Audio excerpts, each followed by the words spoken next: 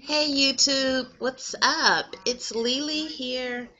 Um, it is Sunday, August 29th, 2010, and it's 11:23 at night.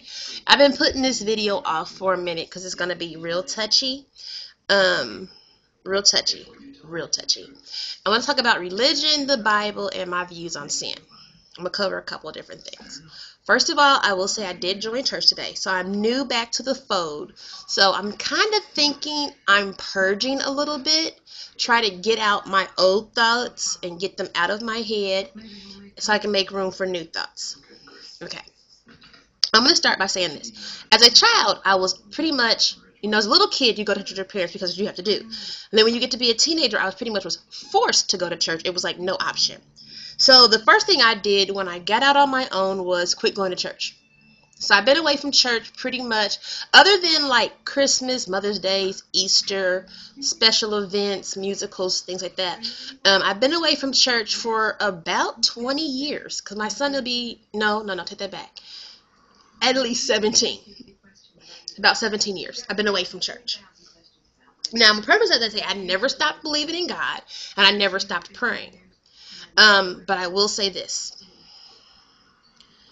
I'm coming back around, and there's still I'm having some personal issues, and it's going to take me a minute to get them sorted out, okay?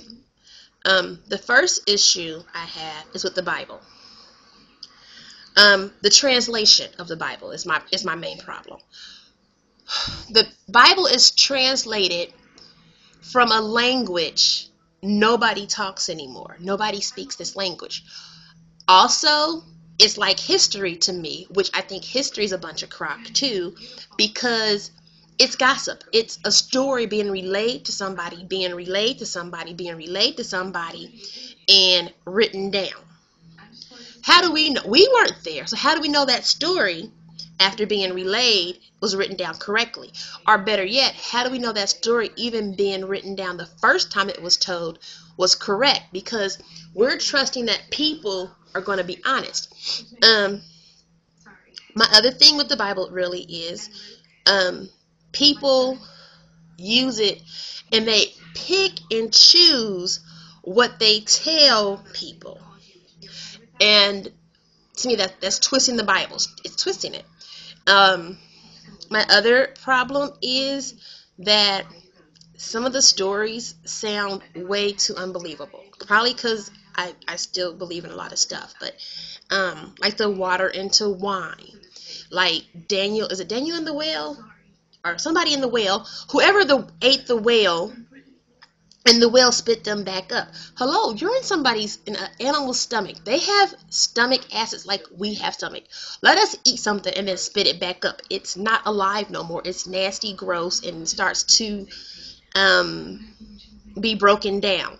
So, those kind of things are still bothering me. And it may take a while for me to understand them. Okay? I think it's a book of lies, to be honest, because just like history, we weren't there. How do we know? How do we know God said it was wrong to lay with man, and for a man to lay with a man, woman to lay with a woman? We weren't there. We don't know, because again, we're relying on somebody who translated a language that nobody talks anymore. How do we know that was meant? It's like I said, it's broken down, it's picked and choosed upon. So how do we know? We weren't there. None of us was there. So that's like my first problem with the Bible. And that's with any Bible, to be honest. Any translation. It doesn't matter. You pick and choose. Now, I do agree there are some things that make sense. Like in the Bible, it says, love one another. Basic. I like that one. Again, that's me picking and choosing. It said something in there about...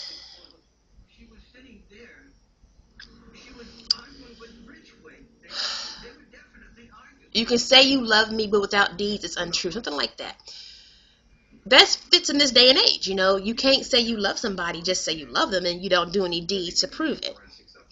So, everybody picks and chooses their stories and their scriptures that they want to believe in. That's one. My second problem is organized religion in general. Like I said, I need to purge, so I don't, and it probably comes from a childhood and seeing things like ministers having affairs and pastors buying drugs and then go to church on Sunday and stand before me, supposed to be this holier than thou person telling me how to live my life. Okay, I just saw you on Friday getting high and with your mistress, and you're going to tell me that I can't be an adulterer? Hello, you're married and you have a mistress. How are you going to stand before me and say, don't do this?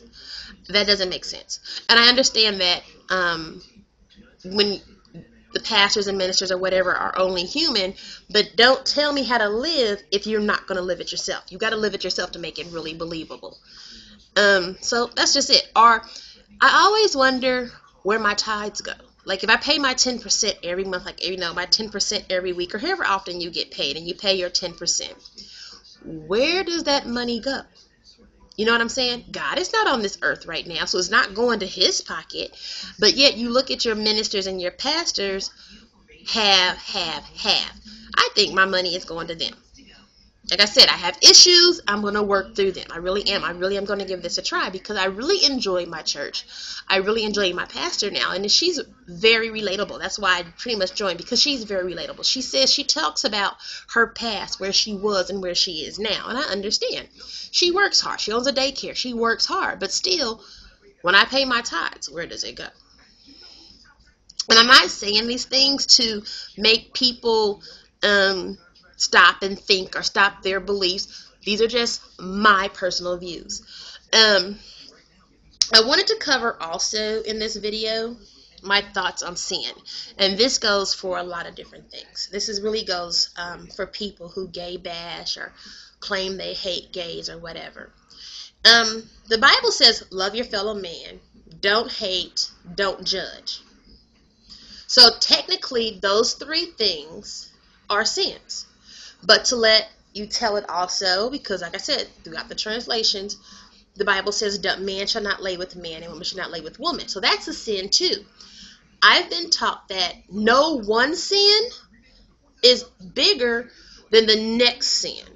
So technically, if the only sin you can find in me is my sexuality, and you are judging me, hating me, bashing me,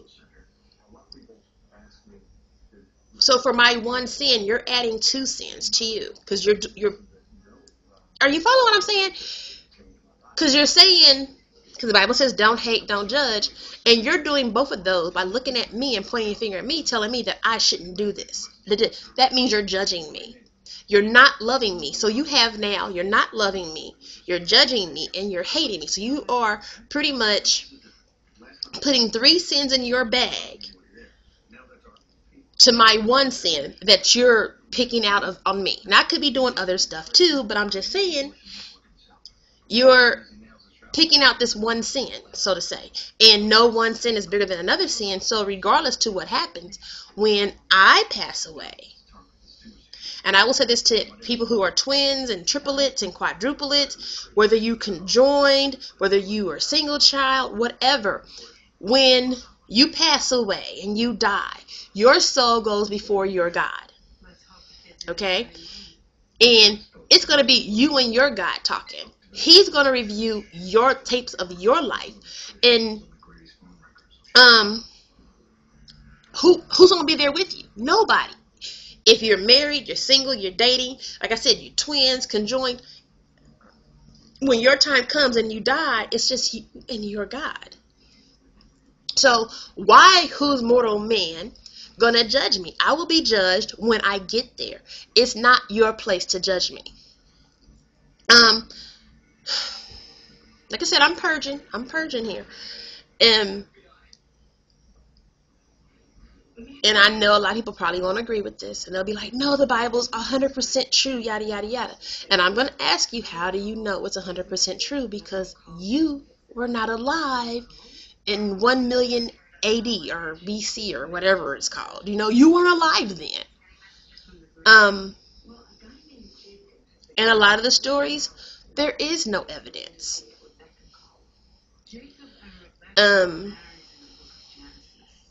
So that's my 10 minutes. I know I get 15 minutes, but I like to have a little, I don't want to bore y'all to death.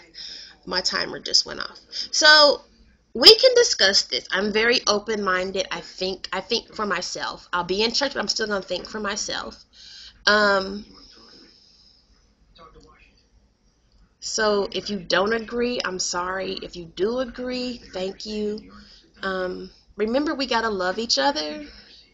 You don't have to agree with me, but don't judge me. Don't hate me. Love me for the person I am, not my sexuality. And have a blessed day. Like I said, this is me purging. Maybe I can get this off my chest and get it out so I can be more willing to accept new stuff. I'm not downing churches in general. I'm not saying I'm an atheist or a Satanist. No, I do believe in God. Always have. Even when I was away from church, I still prayed. Didn't read the Bible, but I still talked to God, and I tried to live my life correctly. Is all I can say to this day. So, thank you for watching. Find me on Twitter, LOCDAGODDESS. Look the Goddess. Y'all see I had my sleep study? Y'all see these marks on my face from my sleep study? I am not happy about that. Damn tape. Like I said, I'm not a Bible thumper. I'm new back to the fold, so wish me luck. Pray for your fellow man and have a good night. Bye.